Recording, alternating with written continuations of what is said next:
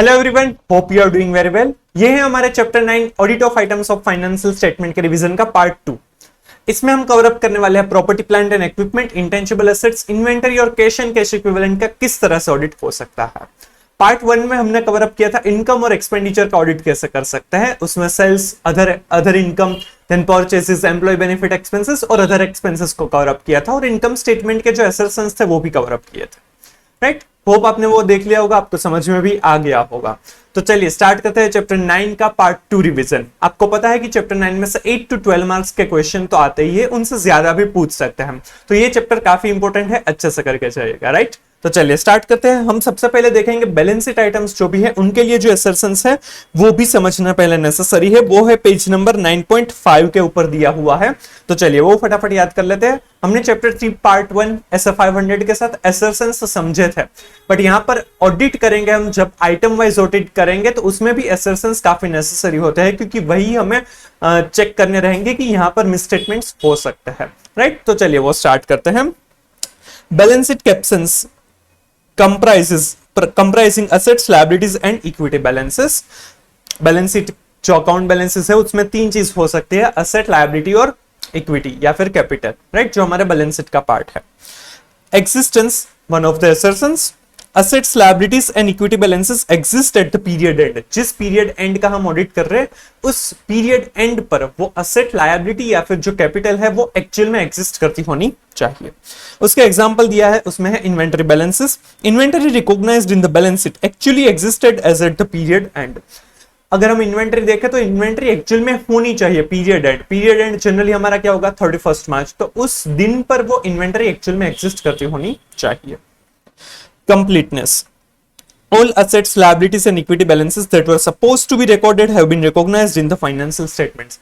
जितनी भी assets, liabilities या फिर जो इक्विटी या फिर कैपिटल है वो जितनी भी रिकॉर्ड होनी चाहिए वो सारी ही रिकॉर्ड हुई होनी चाहिए। कंप्लीटनेस होनी चाहिए। all inventory units held by the entity that should have been recorded have been recognized appropriately in the financial statements। जितनी भी इन्वेंटरी है वो रिकॉग्नाइज होनी चाहिए, रिकॉर्ड होनी चाहिए, वो रिकॉर्ड हुई होनी चाहिए। Any inventory held by a third party on behalf of the entity has been included as a part of the inventory balance। अगर जो भी ऑर्गेनाइजेशन का हम ऑडिट कर रहे हैं उनके बिहाफ पर किसी थर्ड पार्टी ने अगर ये इन्वेंटरी हेल्ड की हुई है, राइट, किसी कंसाइनी को दिया हुआ है, तो वो जो इन्वेंटरी है वो ऑर्गेनाइजेशन की इन्वेंटरी का पार्ट होना चाहिए।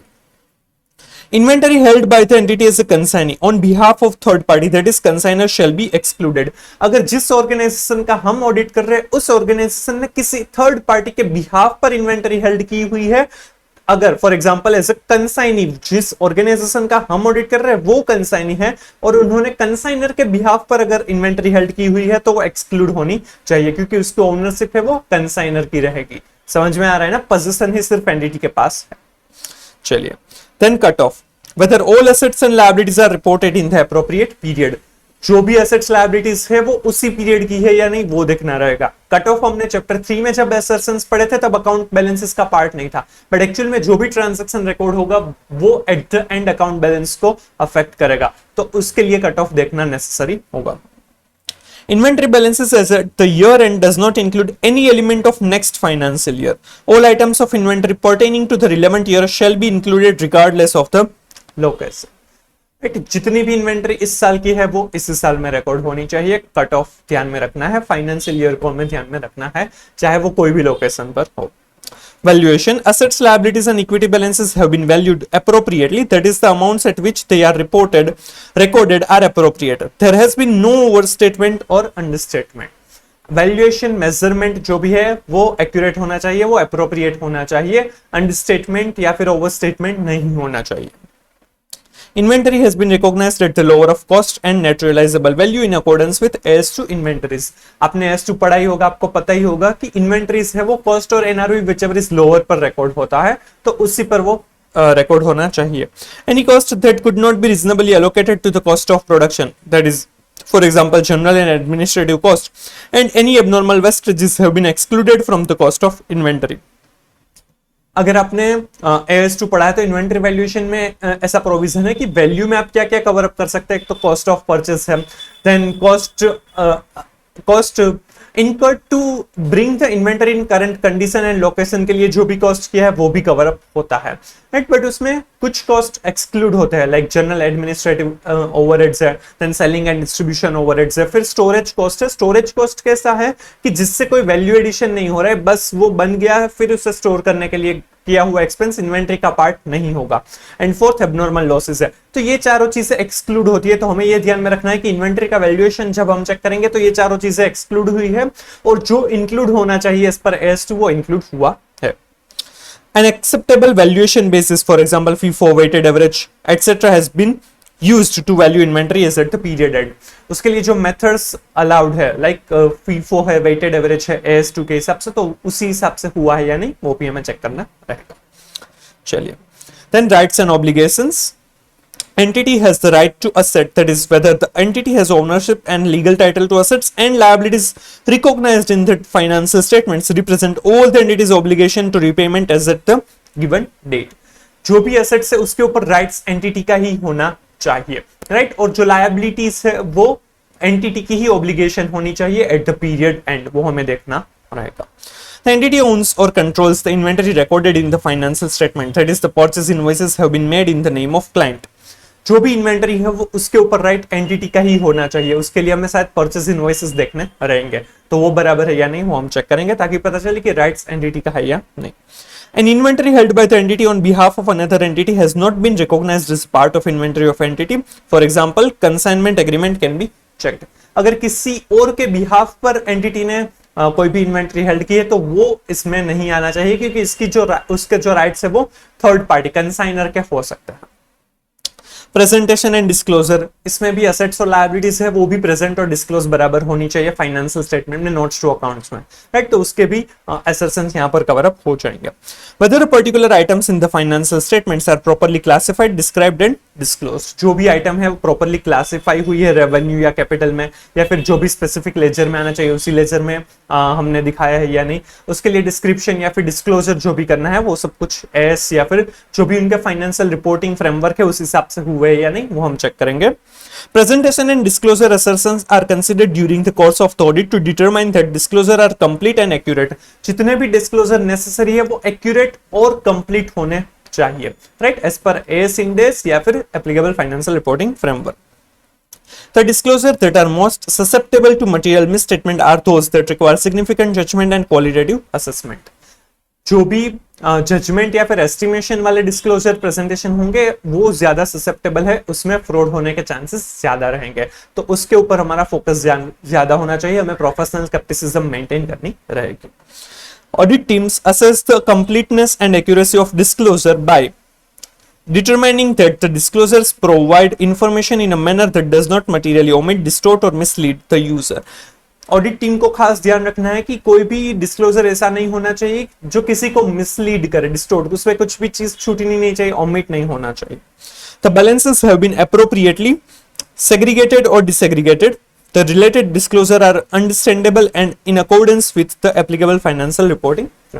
उसका सेग्रीगेशन डिसएग्रीगेशन जो करना है उस हिसाब से होना चाहिए, और वो यूजर के लिए यूजर फ्रेंडली होने चाहिए और as per applicable financial reporting framework होने चाहिए। उसके एग्जांपल है employee benefit expense has been fairly allocated between, यहाँ पर जो एम्प्लॉय बेनिफिट एक्सपेंस का एग्जांपल दिया है वो वैसे देखने जाए तो इनकम स्टेटमेंट रिलेटेड हो जाएगा, क्योंकि एम्प्लॉय बेनिफिट एक्सपेंस है वो पार्ट ऑफ बैलेंस शीट नहीं है। हाँ, उसके लिए जो प्रोविजन करेंगे वो प्रोविजन मतलब लायबिलिटी का पार्ट हो जाएगा। पर यहां पर देख लेते हैं हमारे लिए तो क्या ही फर्क पड़ेगा, हमें तो एम्प्लॉय बेनिफिट एक्सपेंस का भी देखना ही रहेगा। Operating expense incurred in production activities, general and administration expense, and cost of personnel relating to self-constructed asset other than inventory. तो यहाँ पर जो ये सेल्फ कंस्ट्रक्टेड असेट्स है वो कैपिटलाइज होनी चाहिए, वो रेवेन्यू का पार्ट नहीं होगा, तो वो असेट का पार्ट बनेगा। अगर वो इन प्रोग्रेस है तो कैपिटल वर्क इन प्रोग्रेस बनेगा, और अगर वो असेट बन गई है तो वो प्रॉपर्टी प्लांट एंड इक्विपमेंट का पार्ट बन जाएगा। Example 2, whether a related party transaction have been disclosed appropriately as per the requirement of AS 18 related party disclosure. अगर related party के साथ कोई भी transaction हुए तो वो properly disclose हुए हैं या नहीं as per the AS 18 related party transaction. For share capital, a reconciliation of the number of share outstanding at the beginning and at the end of the reporting period. Share capital के disclosure में ये requirement है कि beginning में कितनी share capital थी और at the end कितनी है, और उसका रिकंसिलिएशन देना रहता है। वो हम शेयर कैपिटल का ऑडिट जो पढ़ेंगे उसके साथ कवर अप करेंगे, राइट।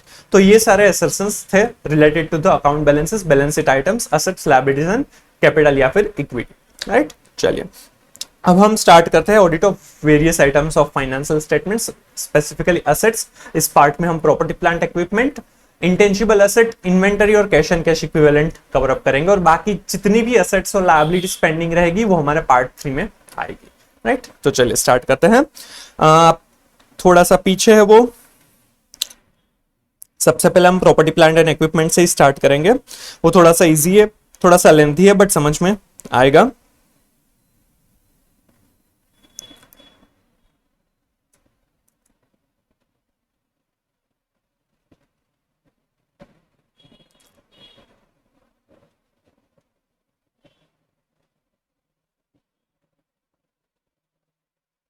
चलिए पेज नंबर 9.47 पर आ जाइए।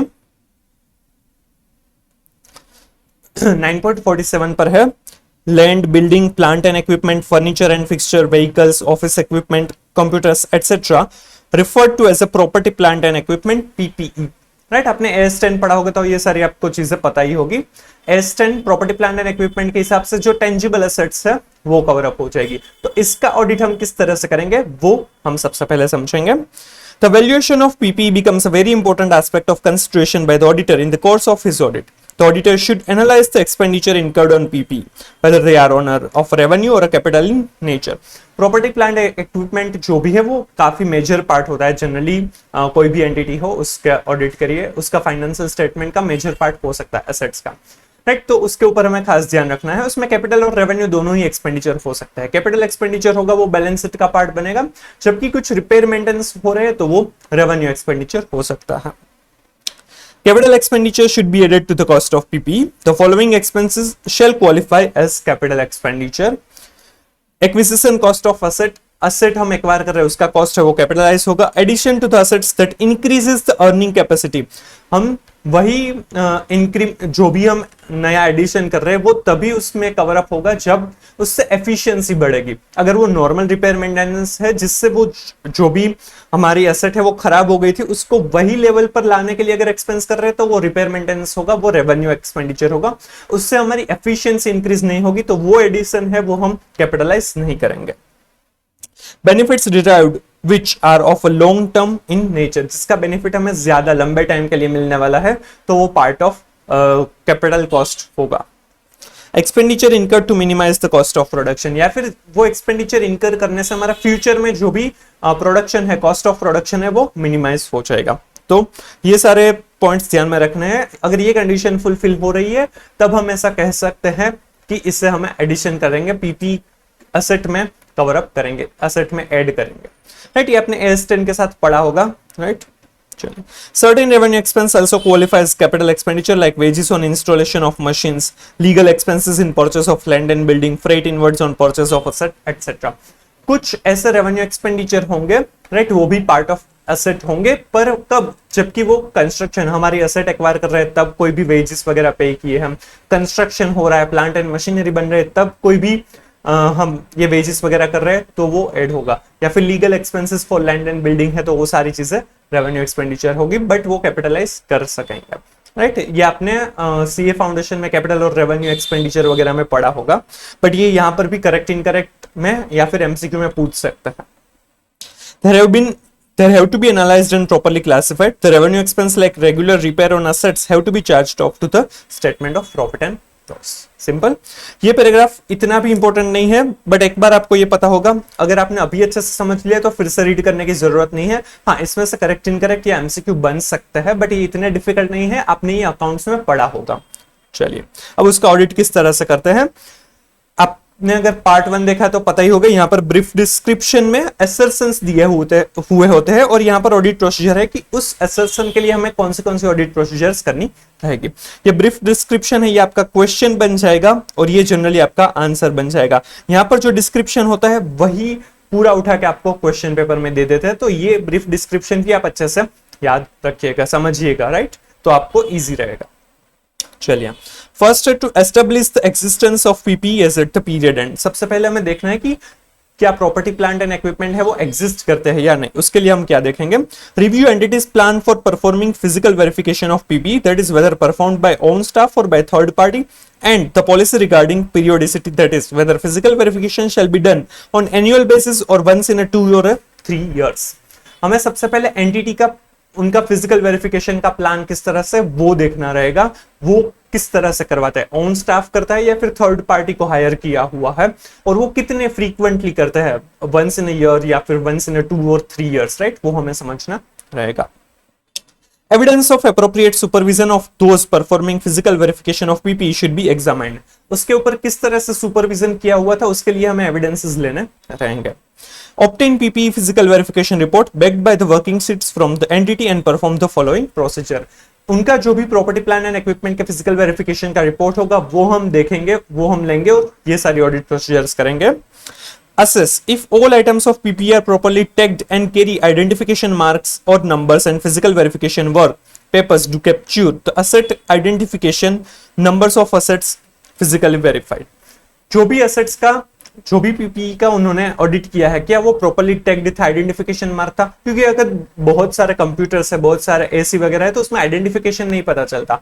तो कई बार फिजिकल वेरिफिकेशन में एक की एक चीज 2-3 बार कैलकुलेट हो गई, काउंट हो गई, ऐसा हो सकता है। इससे गलती ना हो इसलिए सभी को एक प्रॉपर्ली टैग और आइडेंटिफिकेशन मार्क होना चाहिए, जिससे गलती होने के चांसेस कम होंगे।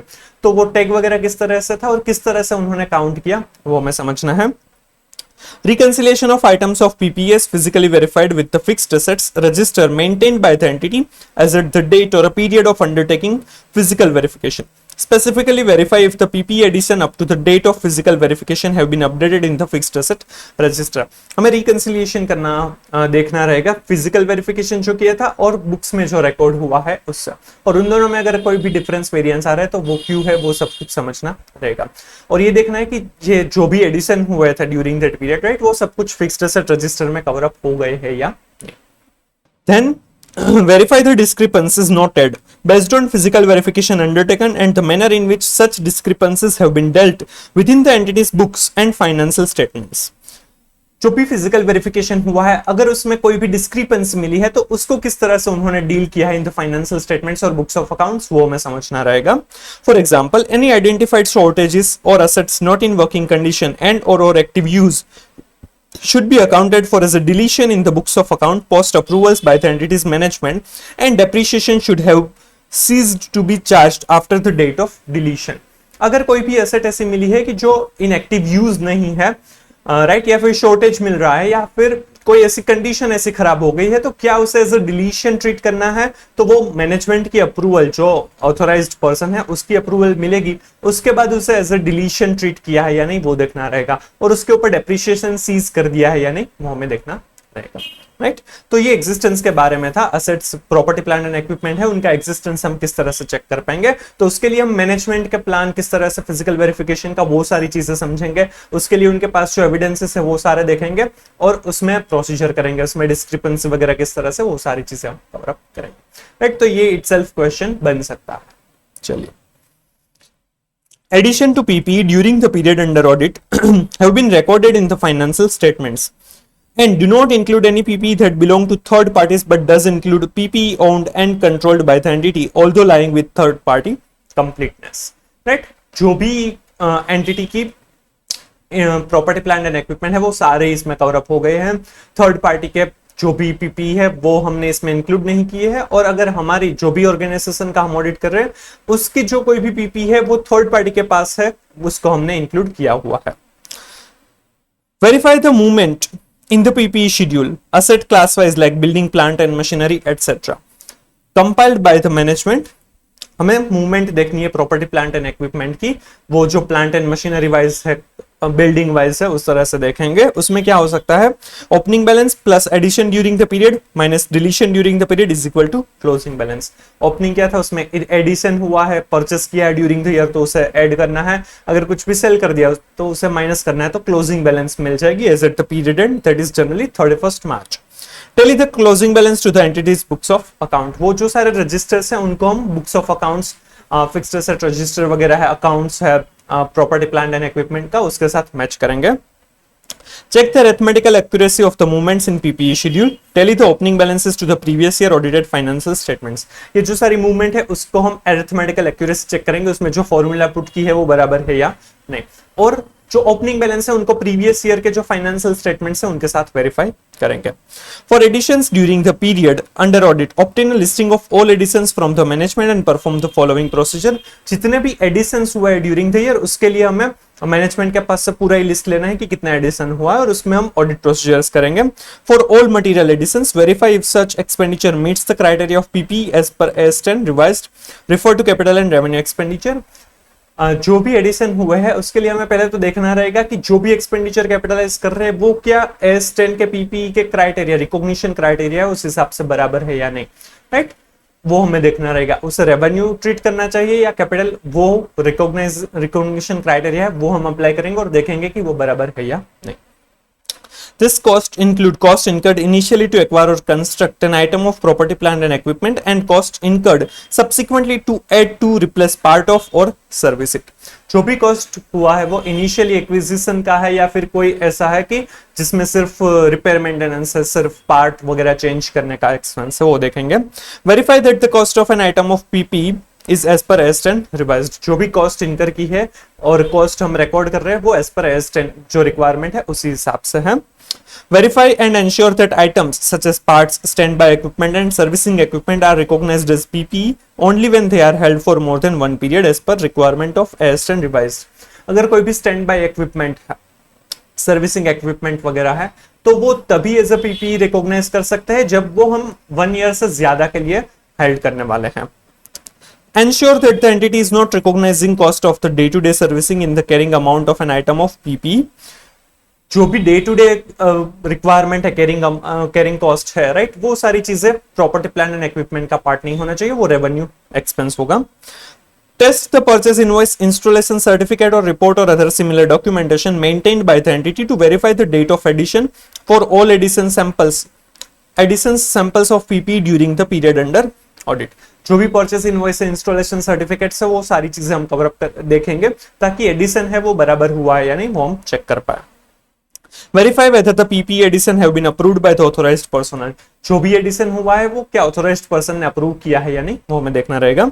Verify whether proper internal processes and procedure like inviting competitive quotations, floating tenders, etc. were followed prior to finalizing the vendor for procuring items of PPE or awarding of work contract for capital projects by checking the supporting documents of the samples selected. हमें internal controls check करने रहेंगे कि वो बराबर है या नहीं। जो भी प्रॉपर्टी प्लांट एंड इक्विपमेंट के एडिशन के लिए जो भी ये सारे नेसेसरी एक्सपेंसेस, नेसेसरी डॉक्यूमेंट्स है वो सारे फॉलो हुए, यानी कोटेशंस मंगवाना, ऑथोराइजेशन, टेंडर्स वगैरह वो सारी चीजें हैं। जो भी प्रोक्योरमेंट के लिए चेकिंग वगैरह है, कॉन्ट्रैक्ट वगैरह है, सारी चीजें बराबर है या नहीं वो हम देखेंगे। तो इसमें से आपको क्वेश्चन पूछ सकते हैं। एडिशन के बारे में अगर क्वेश्चन पूछ रहे हैं तो आपको ये पॉइंट ऑथोराइजेशन, मतलब पहले तो इनवॉइसेस वगैरह वो सारे सैंपल बेसिस पर चेक करना, ऑथोराइजेशन और ये सारे इंटरनल कंट्रोल्स, ये 3 पॉइंट्स के लिए आपको एडिशन का क्वेश्चन भी पूछ सकते हैं, राइट। चलिए, the relation of in relation to deletion of PPE, understand from the management the reason and rationale for deletion. For example, could be of a new purchase of similar asset once the old asset was no longer fit to be used in the production process. क्यों ये deletion हुआ, उसके पीछे का reason, rationale हमें समझने रहेंगे। And the manner of disposal. Obtain the management approval and discard not authorizing disposal of the assets from its active use. हमें मैनेजमेंट की अप्रूवल वगैरह लेनी रहेगी कि जो डिस्पोजल है वो ऑथोराइज्ड है, अप्रूव्ड है। Verify the process followed for sale of discarded PP, for example, inviting competitive quotes, standards, and the basis of calculation of sell proceeds. हमें जो भी सेल कर रहे हैं उनकी जो पूरी प्रोसेस है वो हमें देखनी रहेगी, समझनी रहेंगी। उसके लिए क्या कोटेशन, टेंडर्स वगैरह की अगर पॉलिसी रिक्वायर्ड है तो वो फॉलो हुई है या नहीं हम देखेंगे। Verify that the management has accurately recorded the deletion of PP, original cost and accumulated depreciation up to the date of disposal, and the resultant gain or loss on disposal of PP item in the entity's books of account. हमें book में क्या record करना होगा जब भी हम deletion करेंगे, cell कर देंगे पीपीई को, तब सिर्फ उसमें से रिजल्टेंट गेन या फिर लॉस है वही हम रिकॉर्ड कर पाएंगे, उसमें हमें कोई भी सेल प्रोसीड्स को रिकॉर्ड करना नहीं रहेगा, सिर्फ उसमें से गेन या फिर लॉस होगा वही हम रिकॉर्ड करेंगे।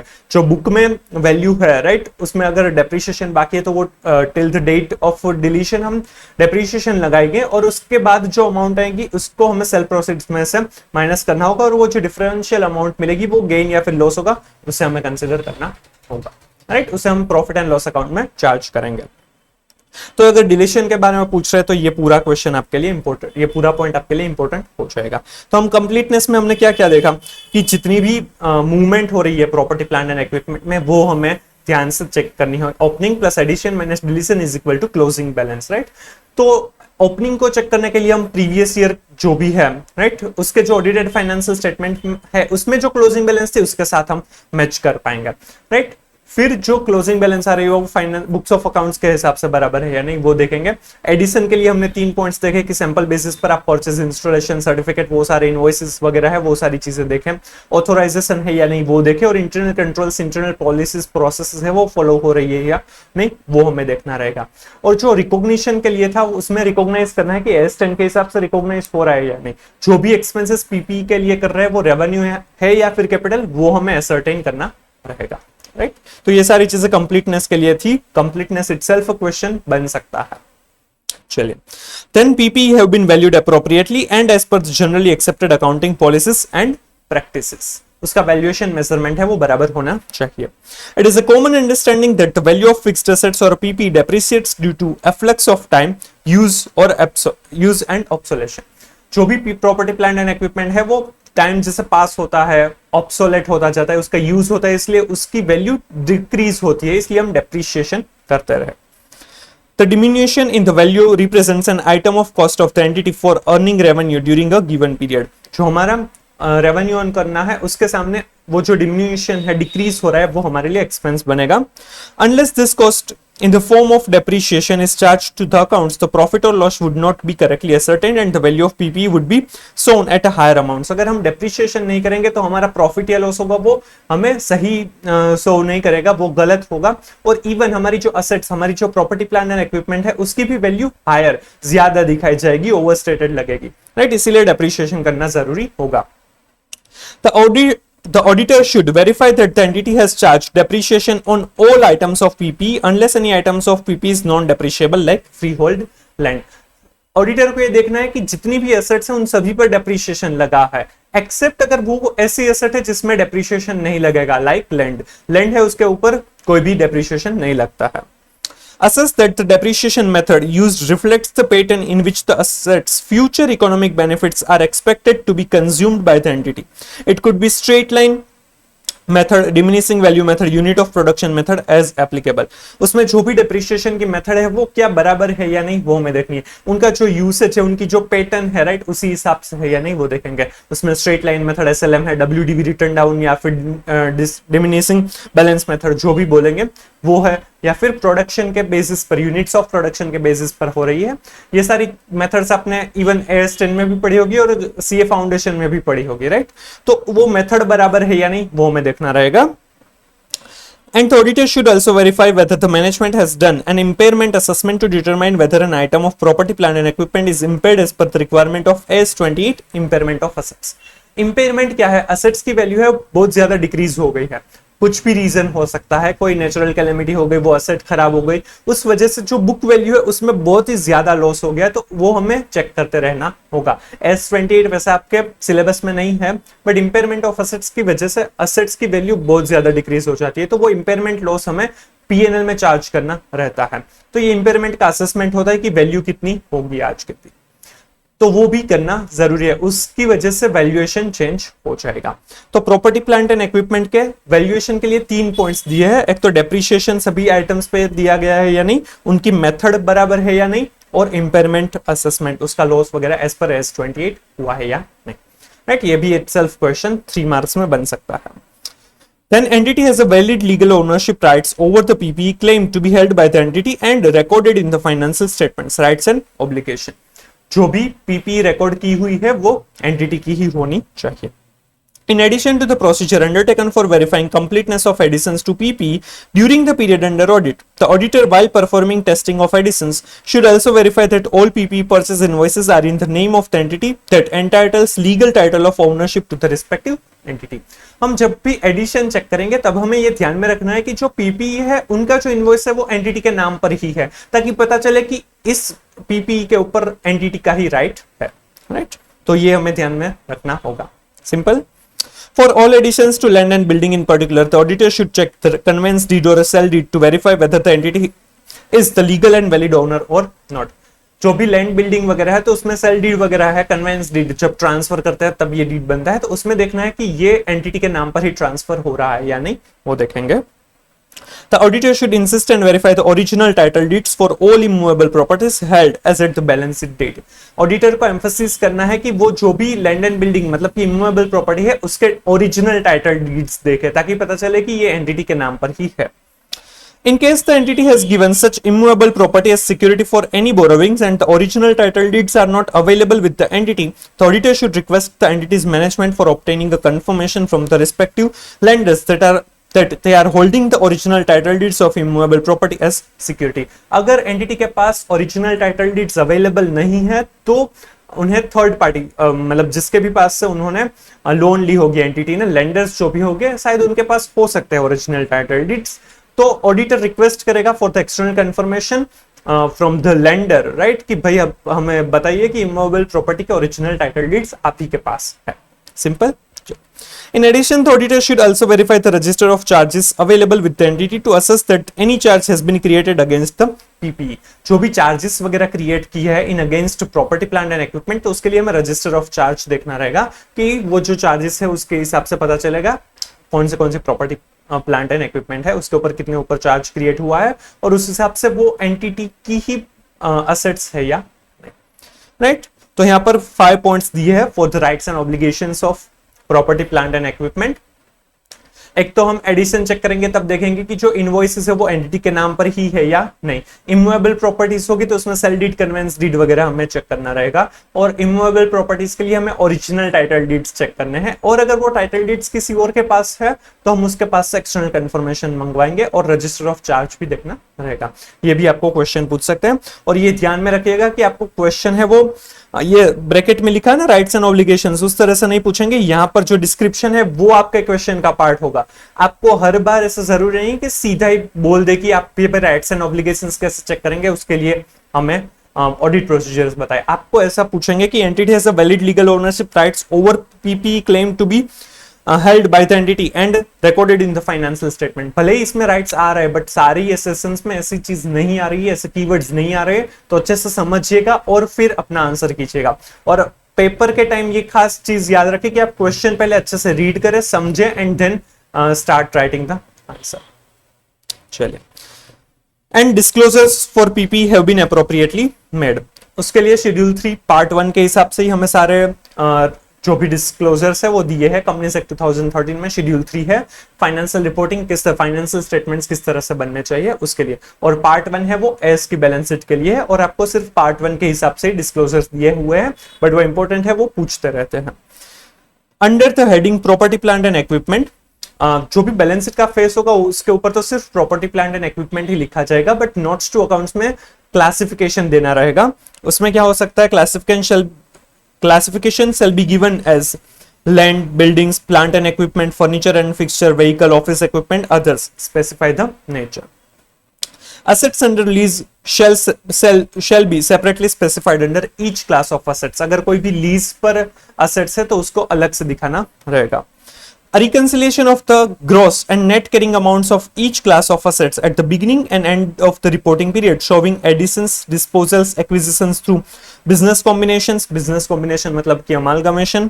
Amounts of change due to revaluation if change is 10% or more in the aggregate of the net carrying value of each class of PPE, and other adjustments and the related depreciation and impairment losses reversal shall be disclosed separately. हमें एक reconciliation देना है जिसमें beginning और at the end जो भी gross और carrying value है वो उनका पूरा रिकंसिलिएशन देना होगा, और वो भी क्लास वाइज देना रहेगा. तो उसमें ओपनिंग बैलेंस कितनी थी, उसमें एडिशंस हुआ है, डिलीशंस हुआ है, बिजनेस कॉम्बिनेशन की वजह से एडिशंस एक्विजिशंस हुआ है, या फिर रिवैल्यूएशन की वजह से अगर उसमें वैल्यूएशन चेंज हुआ है। बट रिवैल्यूएशन की वजह से हम कब अलग से दिखाएंगे, जब वो 10% से ज्यादा रिवैल्यूएशन होगा नेट कैरिंग वैल्यू का, तब हमें दिखाना है। और उसमें अदर एडजस्टमेंट्स कोई किए हैं, राइट, वो डेप्रिसिएशन या इंपेयरमेंट लॉस भी हो सकता है, तो उसे भी अलग से दिखाना रहेगा, राइट। ये इंपॉर्टेंट है, ये आपको पूछ सकता है, करेक्ट इनकरेक्ट में भी आ सकता है। चलिए, then where sums have been written off on a reduction of capital or revaluation of assets, or where some have been added on revaluation of assets, every balance sheet subsequent to date of such return off or addition shall show the reduced or increased figures as applicable, and shall by way of a note also show the amount of the reduction or increase as applicable together with the date thereof for the first 5 years subsequent to the date of such reduction or increase। हम reduction of capital reduction, internal reconstruction वगैरह हुआ है और उस वजह से assets की value है वो इंक्रीज या डिक्रीज हुई है, तो हमें वो 5 साल के लिए दिखाना रहेगा, राइट। ये भी आपको करेक्ट इनकरेक्ट एमसीक्यू में पूछ सकते हैं। For each class of PP whether the entity has disclosed a reconciliation of the gross and net carrying amounts of the beginning and at the end of the reporting period showing separately opening balance of gross carrying amount, जो gross carrying amount है उसकी opening balance, then addition gross carrying value में depreciation minus किए पहले की amount होगी, then acquisition through business combination, disposal through demergers, other adjustments, borrowing cost capitalisation आपने S16 में पढ़ा होगा, closing balance of gross carrying amount, then for each class of PP the entity has disclosed opening accumulated depreciation, charge for the year, deduction or other adjustments for the depreciation and closing accumulated depreciation। पहले gross carrying value दिखाएंगे, उसमें से depreciation minus करेंगे, फिर हमें net carrying value मिलेगी। And for each class of PP, the entity has disclosed opening accumulated impairment losses, impairment reversals and closing accumulated impairment losses। Simple, समझ में आ रहा है ना? चलिए, देन टाइटल डीड्स ऑफ, ये जो नोट्स है वो एडिशनल डिस्क्लोजर्स है, वो property plan and equipment related है, तो ये भी हमें करने रहेंगे। ये जो बोल्ड में दिए गए डिस्क्लोजर्स है वो काफी इंपॉर्टेंट है, इसमें से एक आध क्वेश्चन तो हर अटेम्प्ट में पूछा हुआ है, और ये 31 मार्च 22 के फाइनेंशियल स्टेटमेंट से ही एप्लीकेबल हुए, तो रिसेंट है, तो अमेंडमेंट से इसलिए ये ज्यादा पूछते रहते हैं। तो ये जो बोल्ड में डिस्क्लोजर्स दिए हैं after this kind of table के बाद जो भी डिस्क्लोजर्स है, वो जो नोट्स है वो काफी इंपॉर्टेंट है, वो तो अच्छे से करके जाइएगा ही। The deeds of immovable property not held in the name of the company, जो भी टाइटल डीड्स है वो कंपनी के नाम पर नहीं है, तो उसके लिए हमें डिस्क्लोजर्स देने हैं। The company shall provide the details of all immovable property other than properties where the company is the lessee and the lease agreement are duly executed in favor of the lessee, whose title deeds are not held in the name of the company in format given below, and where such immovable property is jointly held with others, details are required to be given to the extent the company share। जब भी immovable property के title deeds company के नाम पर नहीं है, but हाँ ये अगर लीज है तो उसमें ये जरूरी नहीं है, क्योंकि उसमें तो ऑब्वियसली टाइटल डीड्स कंपनी के नाम पर नहीं होंगे। तो उसके अलावा जितने भी असेट्स है, राइट, उसके ऊपर यहाँ उसका डिस्क्लोजर यहाँ पर देना होगा। अगर हाँ ये किसी और के साथ भी उन्होंने शेयर किया हुआ है, तो उसका जितना कंपनी का जितना शेयर होगा उतना यहाँ पर डिस्क्लोज करना रहेगा। उसका यहाँ पर टेबल का फॉर्मेट है, उसमें relevant line item in the balance sheet दिखानी है, वो प्रॉपर्टी प्लांट एंड इक्विपमेंट हो सकती है, इन्वेस्टमेंट प्रॉपर्टी हो सकती है, उसका पर्पस ही इन्वेस्टमेंट है, या फिर PP retired from active use and held for disposal. और जो प्रॉपर्टी प्लांट एंड इक्विपमेंट है वो अब हम यूज नहीं करते, उसे डिस्पोजल के लिए रखा है, बट अभी तक डिस्पोज नहीं हुआ है, राइट। उसके लिए अलग से इंड एस है, एस में अलग से नहीं है, और अदर्स अगर कोई भी है तो उसमें डिस्क्रिप्शन है, description of items of property, वो लैंड या फिर बिल्डिंग ही होगी, इमूवेबल प्रॉपर्टी दो ही पॉसिबल है, right. Then gross carrying value क्या है, title deeds held in the name of, किसके नाम पर ये टाइटल डीड्स है, whether title deeds holder is a promoter director और a relative of promoter director और एम्प्लॉय ऑफ प्रोमोटर और डायरेक्टर। क्या ये टाइटल डीड है वो डायरेक्टर या प्रोमोटर के नाम पे, या फिर रिलेटिव ऑफ प्रोमोटर और डायरेक्टर, या फिर एम्प्लॉय ऑफ डायरेक्टर और प्रोमोटर है, तो वो यहाँ पर डिस्क्लोज करना है। Property held since which date, कब से वो हेल्ड कर रहे हैं वो यहाँ पर देना है। Reason for not being held in the name of the company, right, क्यों ये कंपनी के नाम पर नहीं है वो दिखाना है। Also indicate if in dispute, अगर डिस्प्यूट में है तो भी यहाँ पर डिस्क्लोज करना रहेगा। तो यहाँ पर टाइटल डीड्स इमूवेबल प्रॉपर्टी के कंपनी के नाम पर नहीं है तो हमें क्या क्या डिस्क्लोज करना है। एक तो relevant line item of financial statement, property plant and equipment है, इन्वेस्टमेंट प्रॉपर्टी है, या फिर हेल्ड फॉर डिस्पोजल है। देन डिस्क्रिप्शन देना है, लैंड है या बिल्डिंग है। देन ग्रॉस कैरिंग वैल्यू कितनी है। Then title deeds held in the name of, किसके नाम पर है। देन अगर वो डायरेक्टर है या फिर प्रोमोटर है या फिर रिलेटिव और एम्प्लॉय ऑफ डायरेक्टर और प्रोमोटर है तो वो डिस्क्लोज करना है। फिर वो प्रॉपर्टी कितने टाइम से, बाय व्हेन, राइट, वो किसके नाम हेल्ड है, by the company. And then reason for not holding in the name of company, वो हमें दिखाना रहेगा। तो ये पूरा टेबल आपको डिस्क्लोजर के लिए पूछ सकते हैं, अच्छे से करिएगा। यहाँ पर relative as per the companies act जो डिफाइन किया है और प्रोमोटर भी जो कंपनीज एक्ट में डिफाइन किया है वो। Then where the company has revalued its property plant and equipment, the company shall disclose as to whether the revaluation is based on the revaluation by a registered valuer as defined under Rule 2 of the company's registered valuers and valuation rules 2017। अगर company ने ये सारी जो भी assets है उसमें से कुछ भी रिवैल्यू करवाया है तो क्या वो रिवैल्यूएशन है वो रजिस्टर्ड वैल्यूअर के पास करवाया है या नहीं, उसके बारे में डिस्क्लोजर देना होगा। चलिए, then capital work in progress, सीवीप जनरली कहा जाता है, जो कंस्ट्रक्शन हो रही है, असेट बन रही है बट अभी तक बन नहीं गए हैं, उसे हमने as a property plant and equipment अभी तक नहीं ट्रीट किया है, उसका एक्टिव यूज चालू, मतलब वो पुट टू यूज नहीं है, right, even ready to use भी नहीं है, उसे कैपिटल वर्क इन प्रोग्रेस कहेंगे। उसके ऊपर अभी तक डेप्रिसिएशन स्टार्ट नहीं हुआ होगा। और एक चीज मैं आपको बताना भूल गया कि जो भी डिलीशन हुआ है, जो भी एसेट हमने डिस्पोज ऑफ कर दिया है, उसमें ये ध्यान रखना है कि उसके ऊपर अब डेप्रिसिएशन कंटिन्यू ना, राइट। चलिए, कैपिटल वर्क इन प्रोग्रेस के लिए यहां पर एक एजिंग शेड्यूल डिस्क्लोज करना है। For capital work in progress following ageing schedule shall be given, सीवीप एजिंग शेड्यूल, उसमें अमाउंट इन रुपीस देना है। अमाउंट इन सीवीप फॉर अ पीरियड ऑफ, कितने टाइम से वो सीवीप में है, सीवीप project in progress less than 1 year, 1 to 2, 2 to 3, more than 3 years, और यहां पर उसका टोटल आएगा। और दूसरा है प्रोजेक्ट्स टेम्पररीली सस्पेंडेड, जो प्रोजेक्ट्स इन प्रोग्रेस है या फिर सस्पेंड हुआ है कोई भी रीजन की वजह से, उन दोनों में बाइफरकेशन करना है और वो सीवीप में कितने टाइम से, less than 1 year, 1 to 2, 2 to 3 and more than 3 years. और इसका जो टोटल आएगा, राइट, इन दोनों का टोटल आएगा, वो टोटल बैलेंस शीट में जो सीवीप कैपिटल वर्क इन प्रोग्रेस दिखाया उनसे मैच होना चाहिए। टोटल शेल टेली विद सीवीप amount in the balance sheet, ये अच्छे से याद रखिएगा क्योंकि ये करेक्ट इनकरेक्ट में भी एमसीक्यू में भी पूछ सकता है। चलिए, देन दूसरा एजिंग भी देना है फॉर द सीवीप for capital work in progress whose completion is overdue or has exceeded its cost compared to its original plan following सीवीप completion schedule shall be given. जहां पर हमने कैपिटल वर्क इन प्रोग्रेस मतलब जो भी entity का देख रहे हैं उसमें कंप्लीशन ओवरड्यू हो गया है, टाइम जितना सोचा था उससे ज्यादा हो गया या फिर कॉस्ट ज्यादा हो गया है, तब ये एजिंग शेड्यूल देना होगा। उसमें प्रोजेक्ट वाइज यहां पर एजिंग देना है।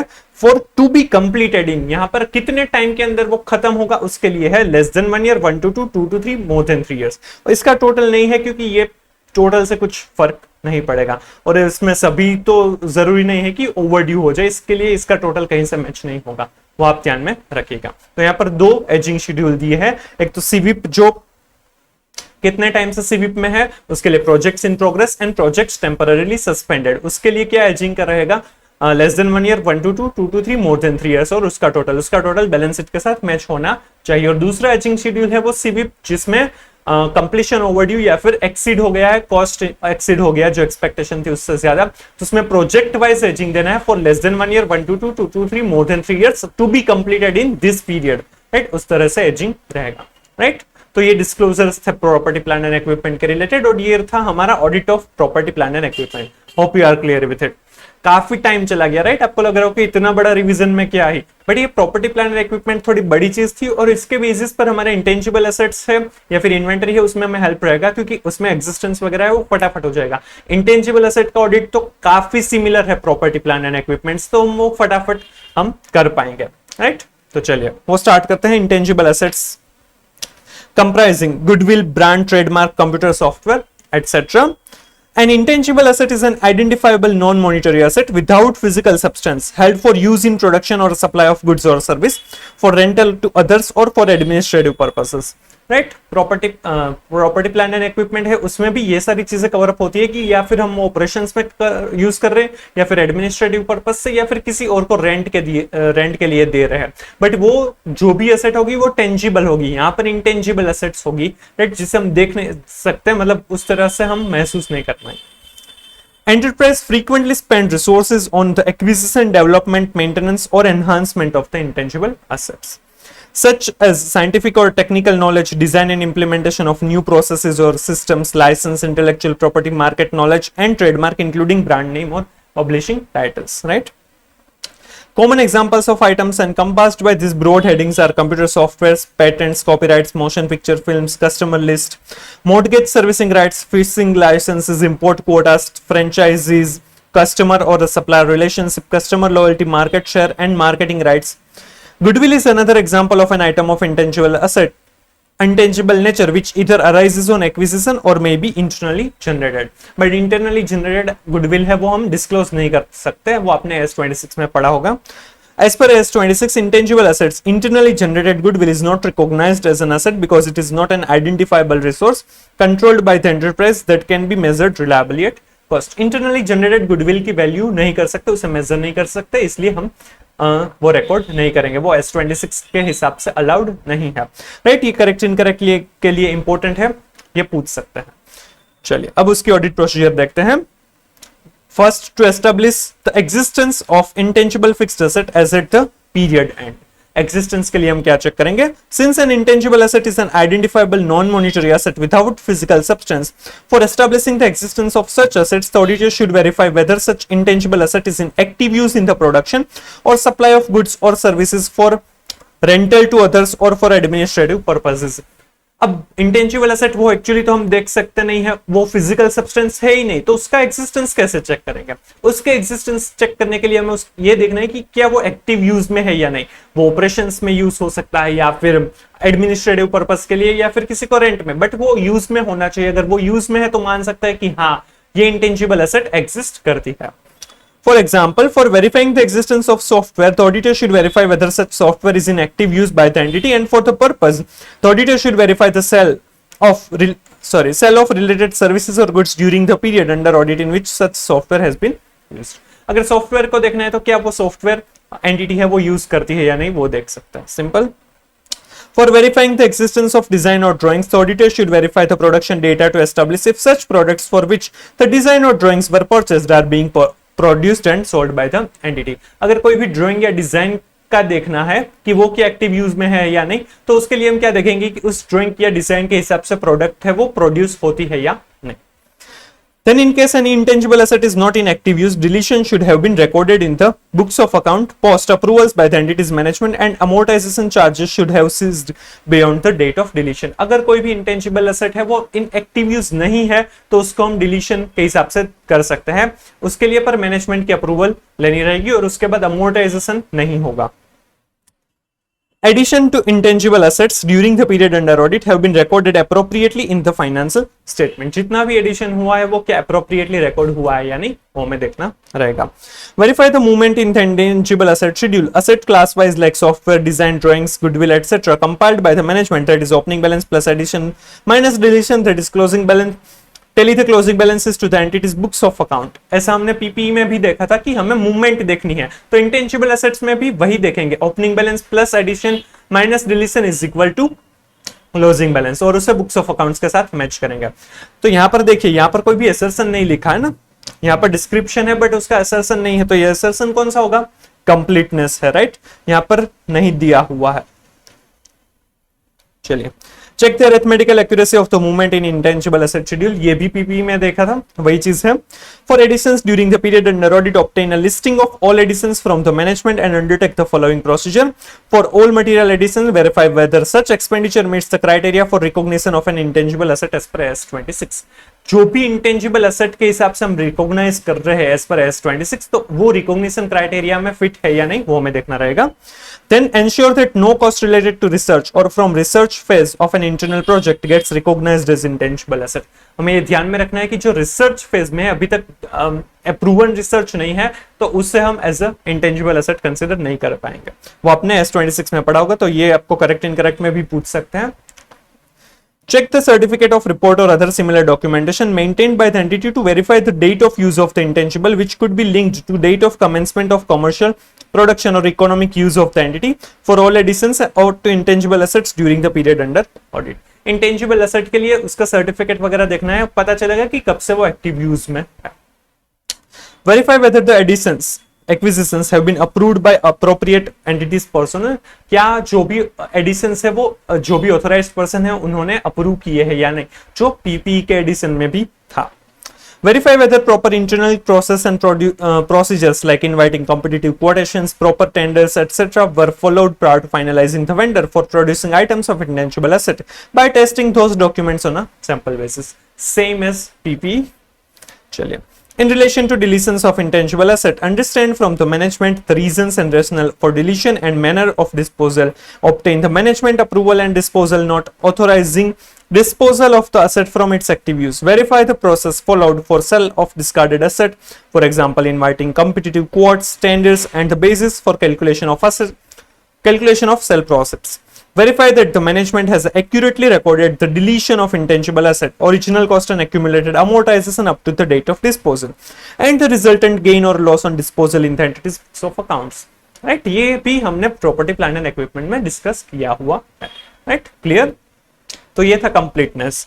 राइट, इसमें similar to property plan and equipment है, कुछ भी नई चीज नहीं है। होप आपको ये याद आ गया होगा, समझ में भी आ गया होगा।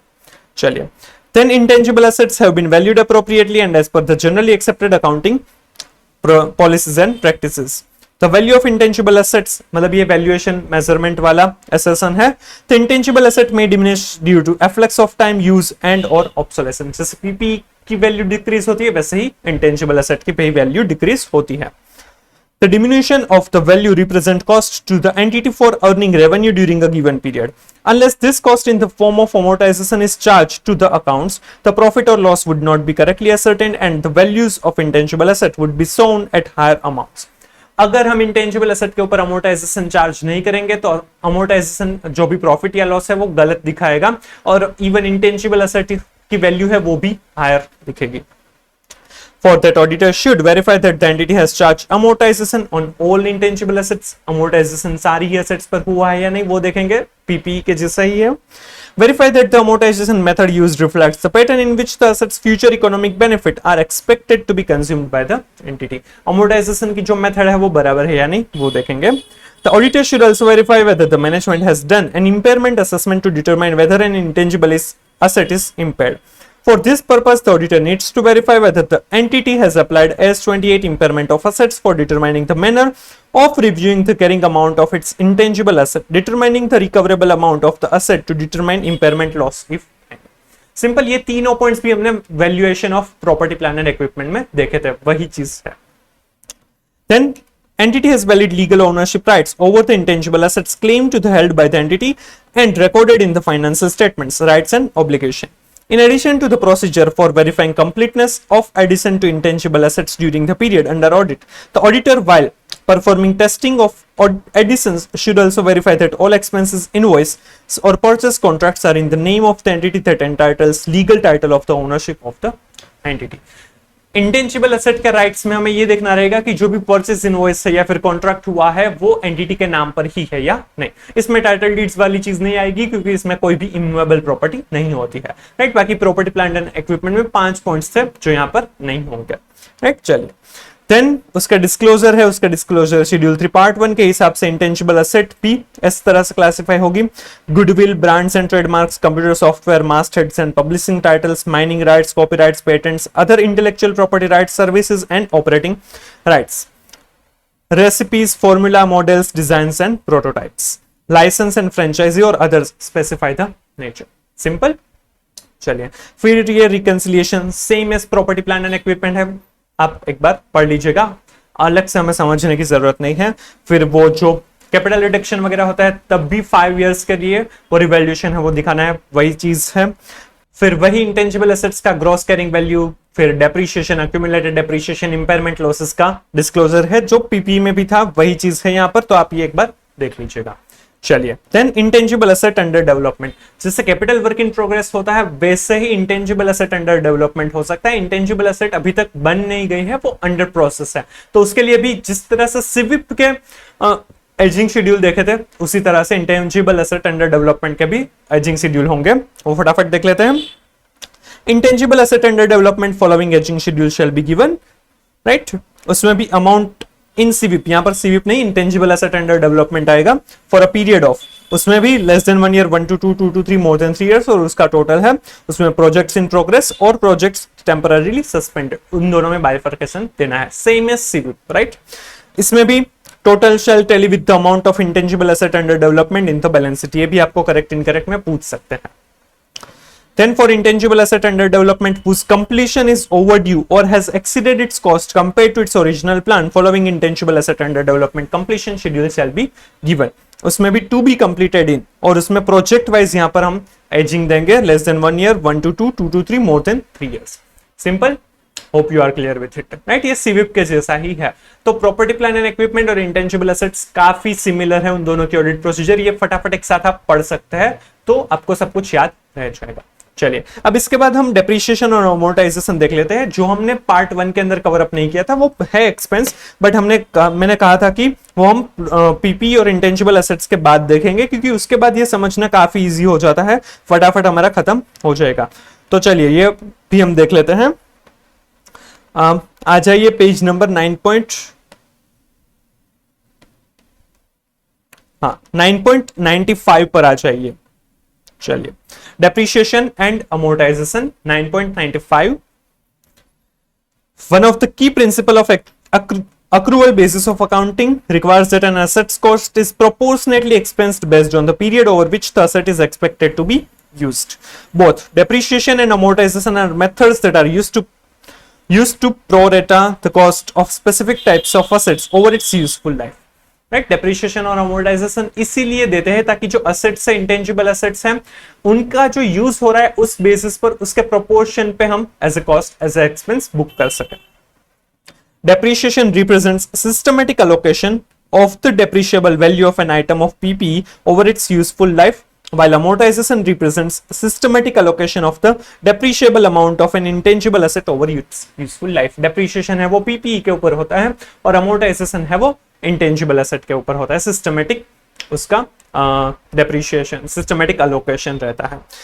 आपको सुनकर हैरानी होगी, बट ये जो May 23 के अटेम्प्ट में ऐसा क्वेश्चन पूछा गया था कि amortization है वो systematic allocation है of depreciable amount of tangible assets या फिर प्रॉपर्टी प्लांट एंड इक्विपमेंट, ऐसा करेक्ट इनकरेक्ट में पूछा था। काफी सिंपल क्वेश्चन बन गया, राइट। तो ऐसे सिंपल क्वेश्चंस भी पूछते हैं। चलिए, depreciation and amortization generally constitute an entity's significant part of overall expenses and have direct impact on the profit or loss of the entity. Hence, auditor needs to verify and ensure that such expenditure is appropriate, accurately calculated and has been accounted as per the applicable provisions of the Companies Act and other statutes, and to the extent applicable on the respective industry and as per the generally accepted accounting principles, right। इसलिए depreciation बराबर होना चाहिए, amortization बराबर होना चाहिए। ये फिर से आप नहीं पढ़ोगे तो चलेगा, ये दोनों ही पैराग्राफ आप इग्नोर कर सकते हैं। चलिए, auditor needs to consider the following attributes while verifying depreciation and amortization expenses। कुछ attributes है वो ध्यान में हमें रखने चाहिए, ये आपको पूछ सकते हैं।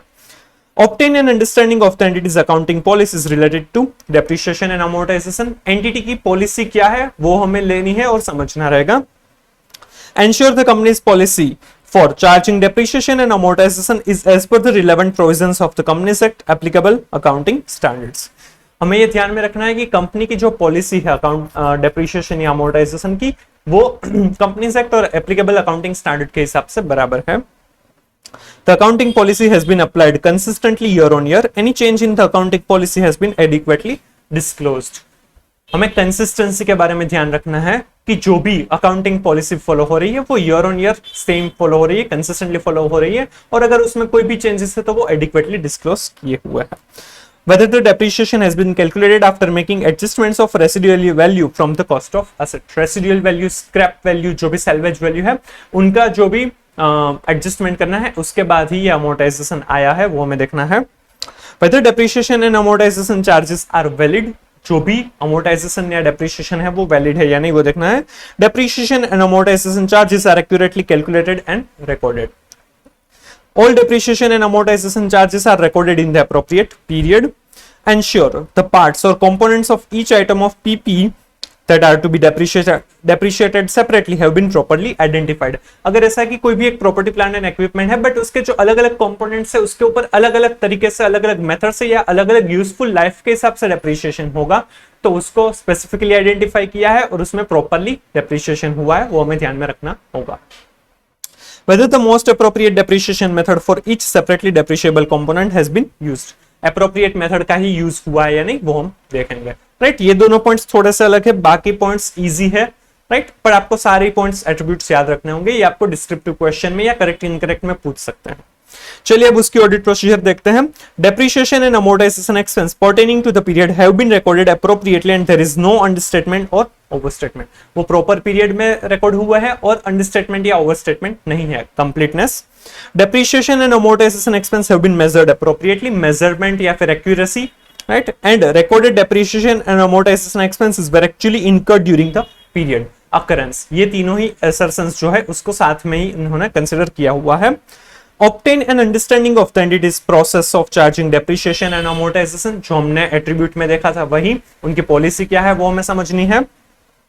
Obtain the fixed asset register maintained by the entity। There is always a risk that an entity could capitalize expense of revenue nature to increase its profit or charge capital expenditure directly in income and expenditure statement to reduce its profit।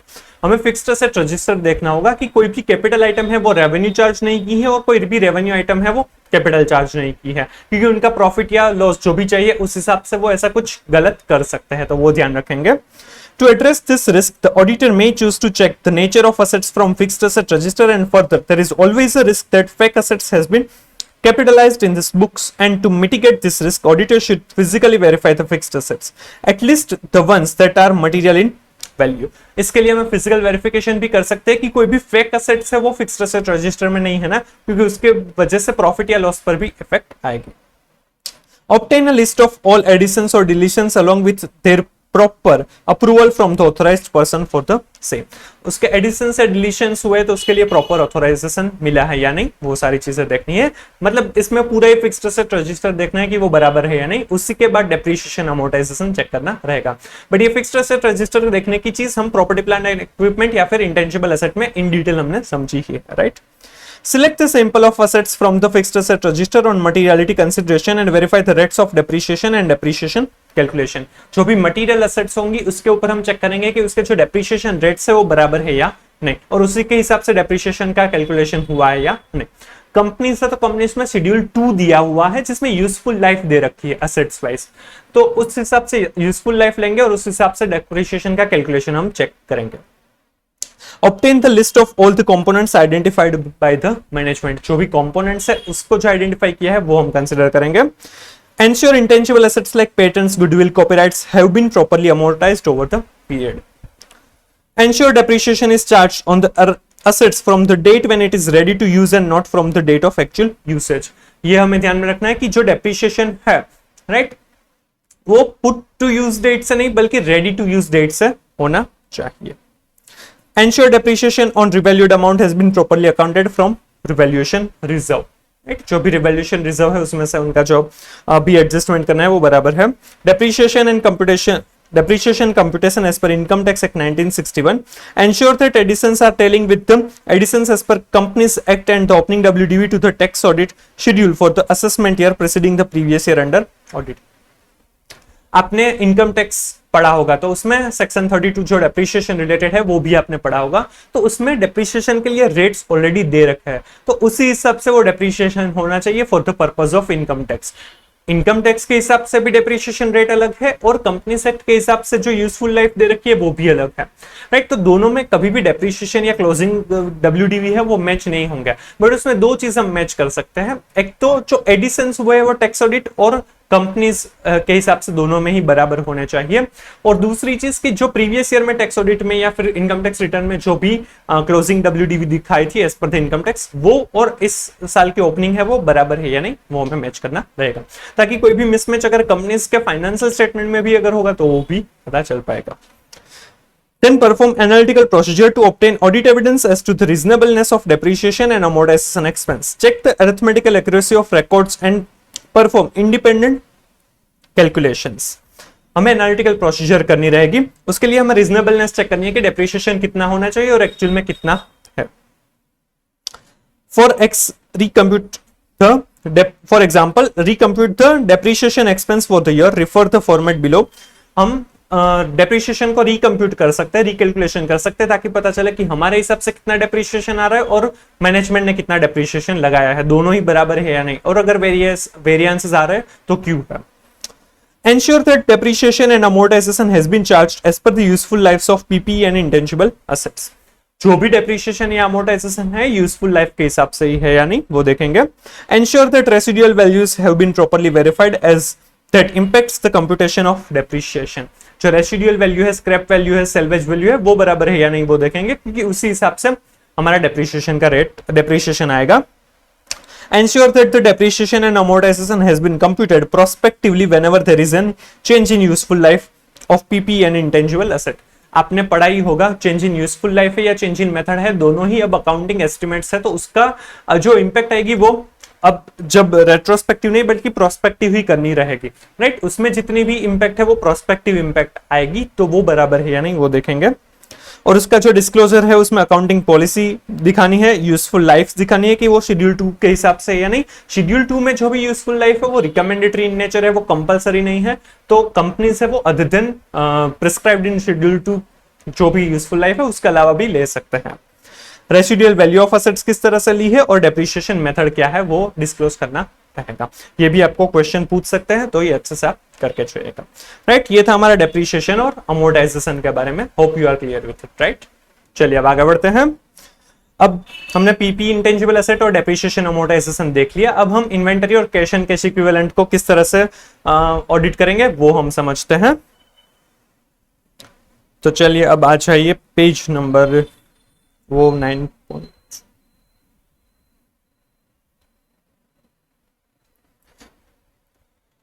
9.37 पर आ जाइए, cash and cash equivalent है। चलिए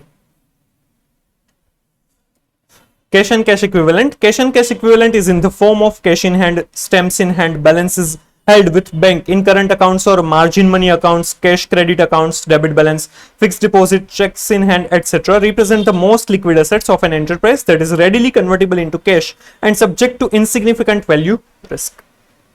cash and cash equivalent एक तो cash in hand है या फिर कोई भी ऐसी एसेट जो तुरंत ही हम कन्वर्ट कर सकते हैं इन द कैश, वो सारी इसमें कवर अप होती है। उसमें इनसिग्निफिकेंट वैल्यू रिस्क होता है, वैल्यू कम हो जाएगी, ऐसे रिस्क कम होते हैं। Utmost professional skepticism needs to be exercised while auditing such balances as they are prone to misappropriation. इसमें प्रोफेशनल स्केप्टिसिज्म की सबसे ज्यादा जरूरत रहेगी क्योंकि इसमें सबसे ज्यादा रिस्क है मिसअप्रोप्रिएशन का, राइट। तो उसकी ऑडिट प्रोसीजर देखते हैं। To establish the existence of cash and cash equivalent balances as at the period end, cash and cash equivalent balances that were supposed to be recorded have been recorded in the financial statements. Completeness, तो यहां पर existence और completeness के लिए हमें audit procedure दी है, वो सबसे पहले समझते हैं। Special care is necessary in regard to verification of cash balances. Unless they are checked by surprise, there can be no certainty that the cash produced for inspection was in fact held by the custodian.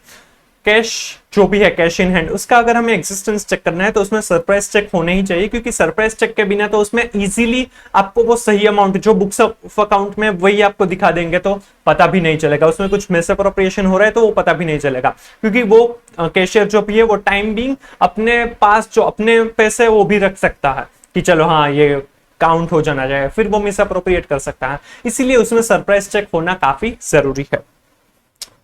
For this reason, the cash should be checked not only on the last day of the year, but also checked again sometime after the close of the year without giving notice of the auditor's visit either to the entity or to his staff. Surprised. Generally हम year and 31 मार्च को तो cash verify करेंगे जब हम inventory verify करने जाएंगे, but उसके अलावा भी किसी दिन को हमें बिना बताए कैश वेरिफिकेशन करने जाना चाहिए. If there are more than one cash balance,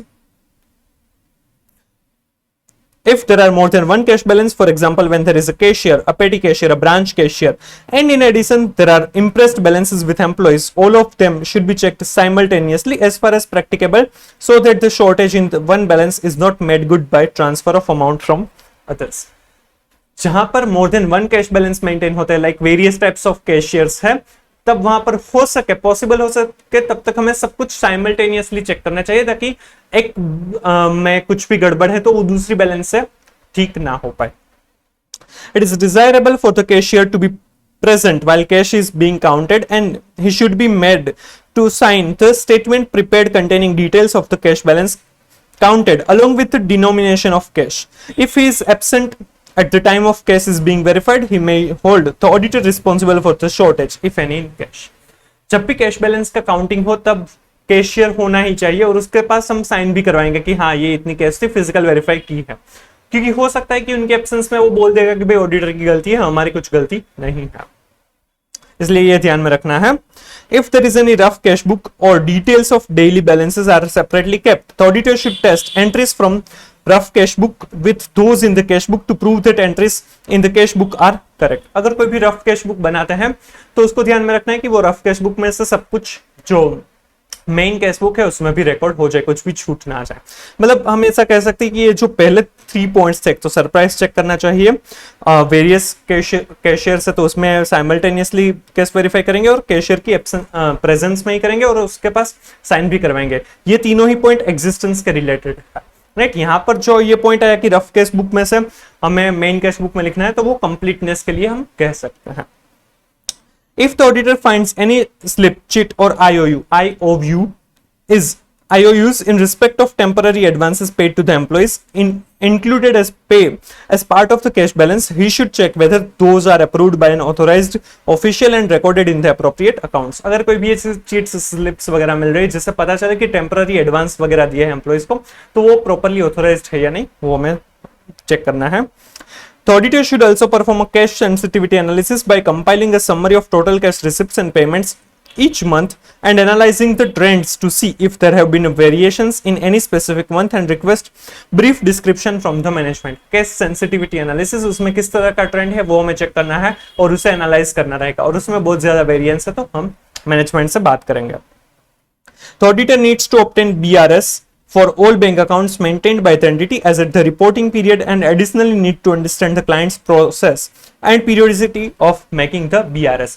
हमें BRS लेने हैं जो भी मेजर बैंक अकाउंट्स है, जनरली सारे ही बैंक अकाउंट्स के लिए हम लेंगे, और बैंक BRS बनाने की प्रोसेस वगैरह क्या है और कितने पीरियोडिकली वो बनाते हैं वो हमें देखना रहेगा. The auditor should ensure that BRS is signed by the authorized personnel so that he is able to assign responsibility in case of any errors. हमें ये ध्यान में रखना है कि BRS है वो ऑथोराइज्ड होना चाहिए, जिस पर्सन ने बनाया है वो पर्सन वो ऑथोराइज करना चाहिए, ताकि वो कभी भी अपनी एरर्स है तो वो उससे छूट ना जाए, राइट. उनको उसके लिए रिस्पॉन्सिबल हम कह सकें.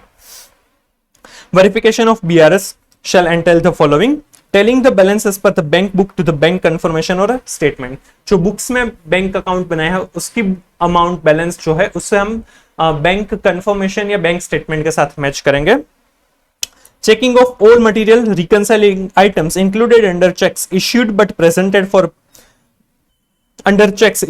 presented for payment to the underlying bank book forming part of books of account. In addition, the auditor should request for bank statements of subsequent period and should verify if the checks issued have subsequently been cleared by the bank. For all cases where checks have become stale, that is 3 months or more have lapsed since the issue date, the same should not appear in the BRS and should instead to be taken to back to liabilities. आपने BRS पढ़ा होगा, right, CA foundation में. तो 2 चीज ऐसी थी कि जो टाइम डिफरेंस की वजह से BRS बनता था, जो आपने एडजस्टिंग कैश बुक बनाते थे कि जो एरर्स है या फिर रिकॉर्ड करना रह गया है वो हम एडजस्टिंग कैश बुक में बनाते थे। तो वो सारी चीजें पहले ही कैश बुक में कर दी जाती है, बैंक बुक में वो सारी एंट्रीज कर दी जाती है। सिर्फ टाइमिंग डिफरेंस जो है कि मतलब जो भी एंटिटी का ऑडिट कर रहे हैं वो एंटिटी ने किसी को चेक दिया है बट वो चेक अभी तक बैंक में क्लियर नहीं करवाया है, या फिर जो हमें कोई चेक मिला है वो हमने बैंक में डिपॉजिट करवा दिया है बट बैंक ने अभी तक क्लियर नहीं किया है। तो अगर ऐसी कोई चीज है वो दो ही रीजन से बीआरएस बनता है। तो यहां पर दिया है कि आपने चेक्स इश्यू कर दी है, तो चेक्स इश्यू कर दिए दैट मींस कि हमने लायबिलिटी रिकॉर्ड जो की थी राइट उसको रिवर्स कर दिया है, बट अभी तक वो बैंक में डिपॉजिट नहीं हुआ है, इस वजह से बैंक में से वो अमाउंट डिडक्ट नहीं हुई है, उस वजह से बीआरएस बनेगा। तो उसके लिए हम क्या करेंगे, हम सब्सिक्वेंट पीरियड के अकाउंट्स देखेंगे कि क्या वो सब्सिक्वेंटली वो चेक्स क्लियर हुए हैं या नहीं। और अगर कोई भी स्टेल चेक है दैट इज 3 मंथ से ज्यादा का पीरियड हो गया तो वो कुछ काम का नहीं है, एक्सपायर हो जाएगा। तो उसको स्टेल चेक के लिए क्या करना होगा, हमें लायबिलिटी फिर से बुक करनी होगी, क्योंकि हमने जब भी चेक दिया होगा तब हमने वो लायबिलिटी को रिड्यूस कर दिया होगा, बट अब वो स्टेल चेक है तो वो फिर से हमें चेक इश्यू करना होगा, तो उससे लायबिलिटी उतनी बढ़ जाएगी राइट। तो वो हमें ध्यान में रखना होगा।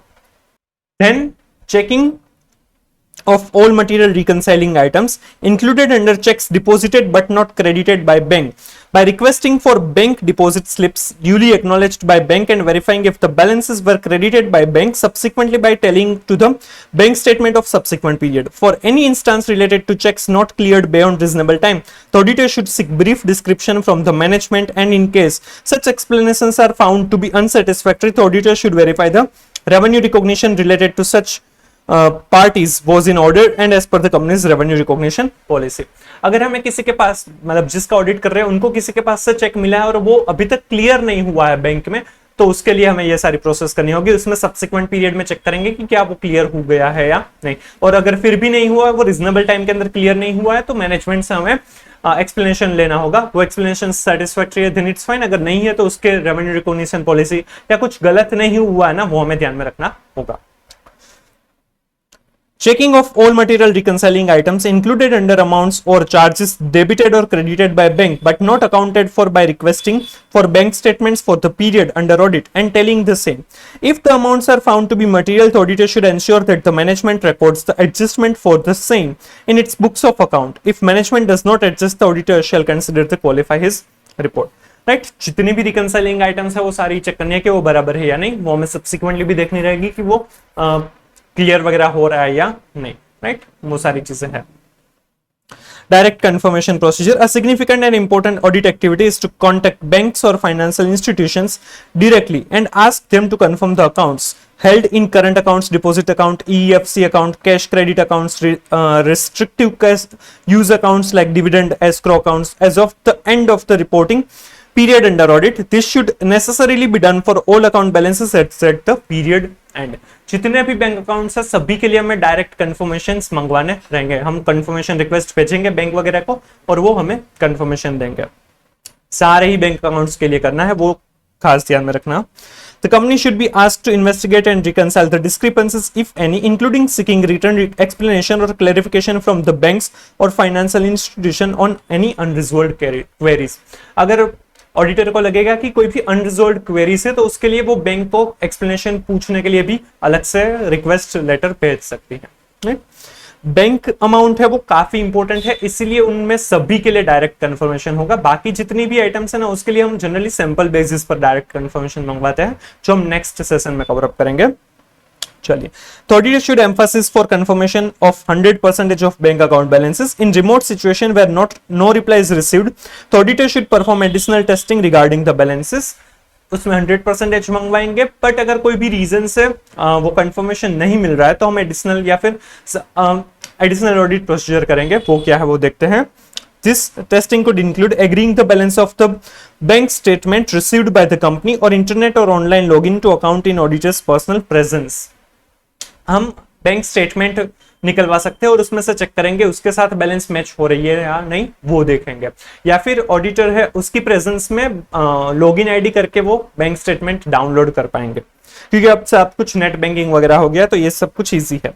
Sending the audit team member to the bank branch along with the entities personnel to obtain balance confirmation from the bank directly. या फिर ऐसा कर सकते हैं कि ऑडिट टीम में से कोई पर्सन जाएगा जो भी स्टाफ है एंटिटी का उनके साथ बैंक में, और वो खुद जाकर कंफर्मेशन लेकर आएंगे। ये था existence और completeness के लिए. Then cash and cash equivalent balances have been valued appropriately. In addition to the procedures performed above, the auditor should ensure that all bank accounts holding foreign currency have been restated at the closing exchange rates as per applicable FRF. जो भी foreign exchange में कोई भी bank account है तो उसमें जो conversion हुआ है वो बराबर है या नहीं, वो हमें चेक करना रहेगा. सिंपल. फिर उसका डिस्क्लोजर है, cash and cash equivalent shall be classified as balances with banks, checks, drafts on hand, cash on hand, others specify the nature. Earmarked balances with banks, for example for unpaid dividends, shall be separately stated. अगर कोई भी earmarked specific purpose से है balance तो उसे अलग से दिखाएंगे. Balances with banks to the extent held as a margin money or security against the borrowings, guarantors, other commitments shall be disclosed separately. Right? Then repatriation restrictions, if any, in respect of cash and bank balance, shall be separately stated. अगर कहीं और जगह पर हमारा entity का organisation है, branch वगैरह है, तो वहां से रिपेट्रिएशन के लिए रिस्ट्रिक्शन है कि आप अपने देश नहीं ले सकते, तो रिस्ट्रिक्शन के लिए अलग से रिकॉर्ड होना, डिस्क्लोजर होगा. Bank deposits with more than 12 months maturity shall be disclosed separate. Simple. ये था कैश एंड कैश इक्विवेलेंट. और हमारा लास्ट जो आइटम है ऑफ दिस सेशन इस पार्ट का, वो है इन्वेंटरीज. वो चेक करते हैं. Inventories are a form of current assets held for sale in the ordinary course of business or in the process of production for sale or consumption in the production of goods or services, or for sale or in the form of materials or supplies to be consumed in the production process or rendering of services. Inventory के अंदर raw material, work in progress, finish goods, stock in trade, वो सारी चीजें cover up होती है. वही explanation यहाँ पर दिया हुआ है. As per as to evaluation of inventories, inventory is valued at lower of cost or net realizable value. ये आपको पता ही है. The basis of valuation shall be applied consistently year on year. Any change in accounting policy shall have adequate disclosure in the financial statement. Right? ये हमने शुरुआत में ही भी पढ़ा हुआ है. Right? और आपको पता भी होगा ही. चलिए इसके ऑडिट प्रोसीजर देखते हैं. To establish the existence of inventories as at the period end, review entities planned for performing inventory count. उसका एक्सिस्टेंस चेक करने के लिए सबसे पहले हमें देखना है कि जो भी एंटिटी है उनका क्या प्लान रहता है, वो किस तरह से इन्वेंटरी का वेरिफिकेशन करते हैं, वो सबसे पहले हमें समझना है, रिव्यू करना है. Ensure that consigned goods have been segregated. Consigned goods है वो अलग रखे हो. Auditor should participate in the inventory count with management. Auditor भी participate करेगा. Test counts of inventory by auditor should include observing employees are adhering to the agreed plan. जो भी staff है, राइट, वो जिस तरह से प्लान किया है उसी हिसाब से वो फॉलो कर रहे हैं या नहीं, वो हमें ऑब्जर्व करना रहेगा. हमने SF 501 जो है उसमें भी ये सारी चीजें कवर अप की है. होप आपने वो देख लिया होगा. चैप्टर 3 के पार्ट 2 में कवर अप हुआ है. Assuring that all items are properly tagged. जो भी इन्वेंटरी के आइटम्स है उसमें प्रॉपर टैग होना चाहिए जिससे आइडेंटिफाई कर सके कि हाँ ये वही इन्वेंटरी है. Assuring that there is an appropriate supervision on the count procedure के ऊपर सुपरविजन बराबर है. Observing that proper amounts are shown on tags. अगर टैक्स के ऊपर अमाउंट भी है तो वो प्रॉपरली दिख रही है या नहीं. Determining that tags and summary sheets are controlled and reconciled. जो टैग्स या फिर summary sheets है वो प्रॉपरली रिकंसाइल होती रहती है, प्रॉपरली उसमें डेटा बनता रहता है, कंट्रोल है.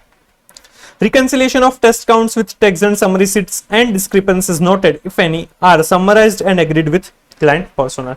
Reconciliation वगैरह अकाउंट्स जो भी हो रहे हैं वो सारे चेक करने हैं. उसमें कोई भी डिस्क्रिपेंसी मिल रही है तो वो हमें क्लाइंट पर्सनल के साथ उनको बताना है और उनके साथ एग्री करना है कि हाँ चलो ये डिस्क्रिपेंसी है.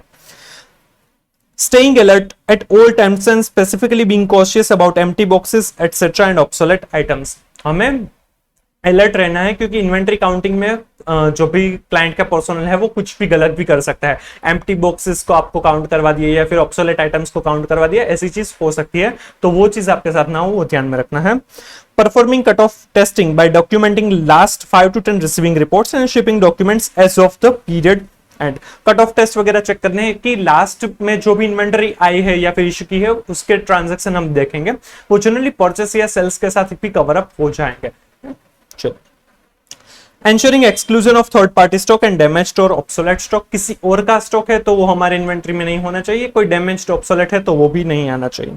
Ensuring the accounting of all stock sheets. जितनी भी stock sheets है वो सारी ही इसमें कवर अप हो गई है. Investigating any significant difference between the physical stock tag and the stock records as per books. Further, the auditor should ask the entity's personnel to sign all stock count sheets and also agree the variance observed, if any, to avoid any conflict. हमें जो भी stock की seats है जो हमने physical verification किए हैं, right, उसमें सिग्निफिकेंट डिफरेंसेस है वो एक तो पहले कंसिडर करेंगे और उसके ऊपर जो भी स्टाफ है उनकी साइन भी करवाएंगे ताकि फिर फ्यूचर में कोई भी प्रॉब्लम ना हो. When the entity uses periodic system for inventory count, it should be undertaken at the end of the period. If the entity uses perpetual system with proper and adequate records, inventory may be counted at interim dates. आपने inventory systems पढ़ा होगा, right? वो CA foundation में भी आता था, perpetual और periodic, even आपके कॉस्टिंग के चैप्टर 2 मटेरियल में भी आता है, राइट? तो परपेचुअल सिस्टम में जब भी कोई भी इन्वेंटरी है वो इन होती है या आउट होती है तब रिकॉर्ड होगा, जबकि कि पीरियोडिकल में क्या होगा कि पीरियोडिकली वो फिजिकल वेरिफिकेशन करेंगे और उस हिसाब से जो क्लोजिंग बैलेंस मिलेगी वही उनकी क्लोजिंग बैलेंस होगी. तो जो पीरियोडिकल सिस्टम है तो वहां पर तो ईयर एंड पर तो फिजिकल वेरिफिकेशन करना ही पड़ेगा, जबकि परपेचुअल में आप कभी भी इंटरिम डेट पर भी कर सकेंगे. Confirm or investigate any inventory of the entity lying with third party, specifically relevant for cases where the entity gets job work done in its process of production. अगर third party के पास entity की inventory है, right, तो उसके लिए confirmation लेना रहेगा, specifically जब जॉब वर्क के लिए दिया है तब खास. ये था existence. Then on the inventories held by entity have been recorded in the financial statements and do not include any inventories that belong to third parties but does include inventories owned by the entity and lying with a third party. Perform analytical procedure, computation test with industry averages, budgets, prior years, trend analysis, etc. Computation of inventory turnover ratio, COGS average inventory, perform vertical analysis, inventory to total assets, compare budgetary expectation vis-a-vis actuals. हम inventory के लिए various analytical procedure करेंगे, right, comparisons करेंगे, ratios वगैरह find out करेंगे ताकि पता चले कितनी इन्वेंटरी होनी चाहिए, कितनी है, कंपेयर करेंगे. Then examine non-financial information related to inventory such as weights and other measurements. उनकी क्वांटिटी के ऊपर भी हमें फोकस करना होगा क्योंकि क्वांटिटी के बेसिस पर ही वैल्यू आएगी. Then perform purchase and sales cut-off test, trace shipping documents, bill of trading, receiving reports, warehouse records and inventory records to accounting records immediately before and after year end. हमें purchase और cell के लिए cut off भी देखना रहेगा, वो हमने purchase और सेल के साथ भी डिस्कस किया, ऊपर भी डिस्कस किया था, right. With respect to tagged inventory, perform test for omitted transaction and test for invalid transaction. अगर टैग्ड इन्वेंटरी है, राइट, उसके लिए हम कोई भी ट्रांजैक्शन ओमिट कर दिया है या फिर इनवैलिड ट्रांजैक्शन नहीं है ना, वो देखेंगे. Verify the clerical and arithmetical accuracy of inventory listings, clerical और अरिथमेटिकल एक्यूरेसी चेक करेंगे. Reconcile physical inventory amounts with perpetual records, physically जो हमने वेरीफाई किया और परपेचुअल रिकॉर्ड्स के हिसाब से जो इन्वेंटरी है वो क्या मैच हो रही है या नहीं, वो भी हमें देखना रहेगा. उसमें जो अगर डिस्क्रिपेंसी है तो वो भी कंसिडर करनी रहेगी. Reconcile physical counts with general ledger control totals, physical counts को जनरल लेजर के साथ भी मैच करेंगे. Reconcile inventories which belong to clients but are held with third parties like transporters, warehouse, port authorities et cetera. जो भी entity की inventory है but lying with third party, उसे कंसीडर करना होगा, उसे ऐड करना रहेगा.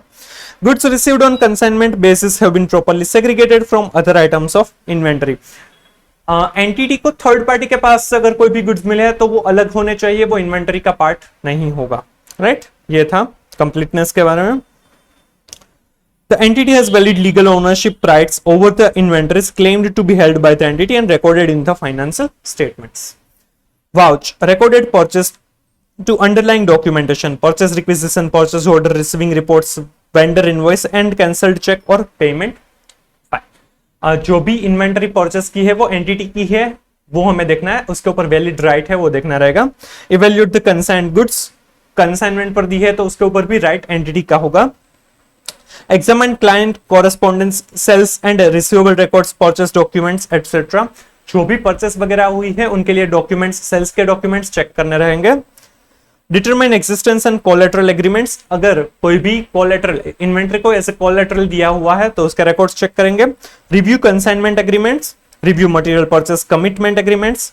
Examine invoices for evidence of ownership, that is the invoices shall be in the name of the client. उसके इन्वॉइसेस चेक करेंगे कि हाँ ये कंपनी के नाम पर ही है. Auditor shall obtain confirmation for significant items of inventory as per SF 501. हमने SF 501 में भी डिस्कस किया था कि कंफर्मेशन लेने होंगे कि जब inventory held by third party, right. For instance of inventory held by third party, the auditor should insist on obtaining declaration from third party on its business letterhead and signed by an authorized personnel of that third party confirming that the items of inventory belong to the entity and are being held by such third party on behalf of and for the benefit of the entity under audit. Simple. चलो. Inventories have been valued appropriately and as per generally accepted accounting policies and practices. Valuation check करेंगे. Depending on how the business operates, the management may value inventory using FIFO or weighted average basis. Consider the reasonableness of the method adopted. उस entity के हिसाब से देखना है कि उसमें कौन सी वैल्यूएशन मेथड है वो बराबर है फीफो या वेटेड एवरेज, वो हमें कंसीडर करना है. For raw materials and consumables ascertain what elements of cost are included, for example carriage inward, non refundable duties etc. Raw materials के लिए हम देखेंगे कि जो एलिमेंट्स है कॉस्ट के वो क्या क्या इंक्लूड हुए हैं, राइट. उसका पूरा ही वैल्यूएशन आपने AS2 में पढ़ा होगा.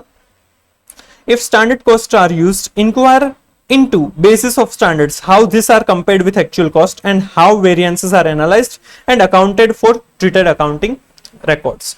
जो भी स्टैंडर्ड कॉस्ट अगर यूज हो रही है कि एक कॉस्ट हमने फिक्स कर दी उसी हिसाब से इन्वेंटरी का वैल्यूएशन होता है तो वो बराबर है या नहीं वो हम देखेंगे. Test check cost prices used with purchase invoice received in the months prior to the counting. Test check करेंगे परचेस प्राइस के लिए इनवॉइसेस को ताकि पता चले कि वो जो प्राइस है वो बराबर है या नहीं. Follow-up valuation of all damaged or obsolete inventory is noted during observance of physical counting with a view to establishing a realistic net realizable value.